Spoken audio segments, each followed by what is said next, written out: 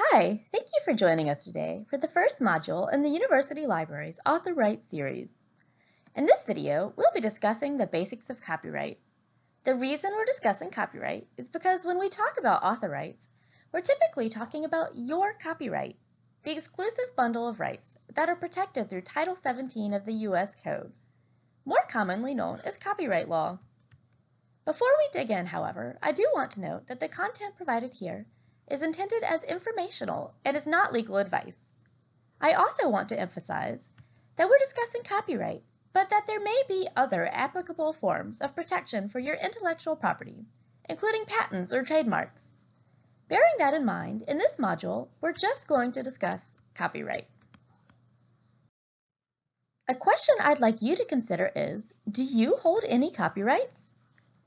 Well, believe it or not, no matter what stage of your research you're in, the answer is probably yes.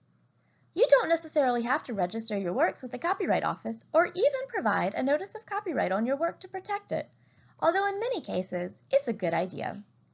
In fact, copyright protects any author's original works of authorship that are fixed in a tangible medium. So, what does that mean? Let's break it down. An original work of authorship essentially means that, for a work to receive protection, an author must have engaged in some intellectual endeavor on his or her own, and the work must show just a minimal amount of creativity. A tangible medium is a bit more complicated, but what that means is that the work has to have been expressed in a way that can be perceived, reproduced, or communicated in some way, whether that's directly or with the aid of a machine or a device. The copyright law also lays out the categories of work that are protected by copyright.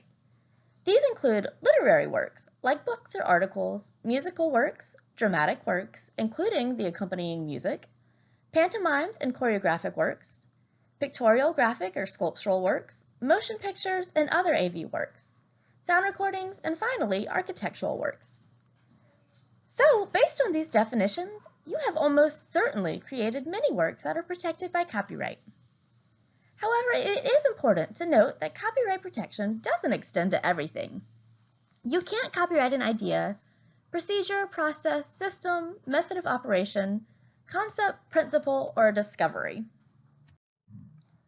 So at this point, you're aware of what can and can't be protected by copyright.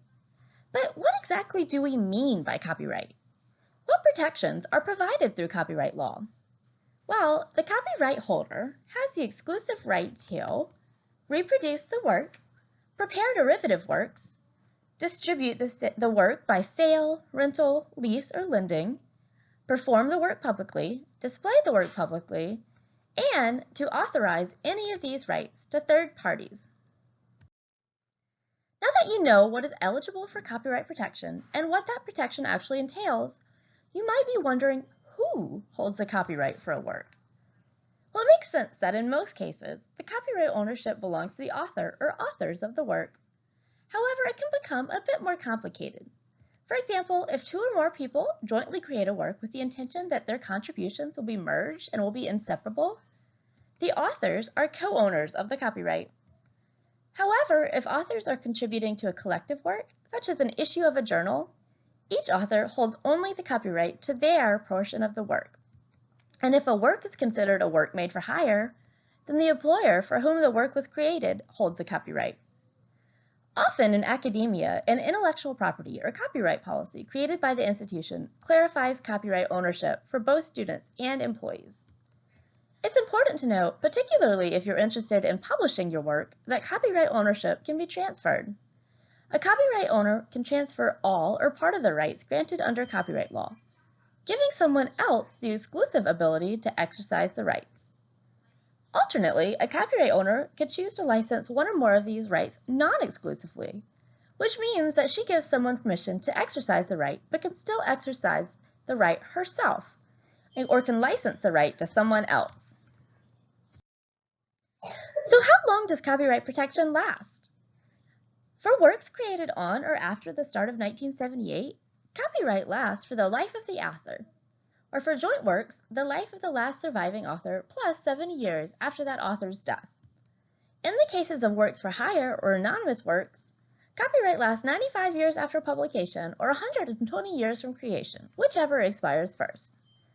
Basically, if your work is entitled to copyright protection, that protection will last a very long time.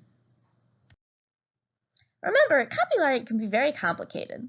While this module contains a very brief overview of copyright, you may encounter copyright considerations beyond the scope of this introduction when thinking through the use of your intellectual property. In the next module, we'll use your understanding of copyright to examine publication agreements.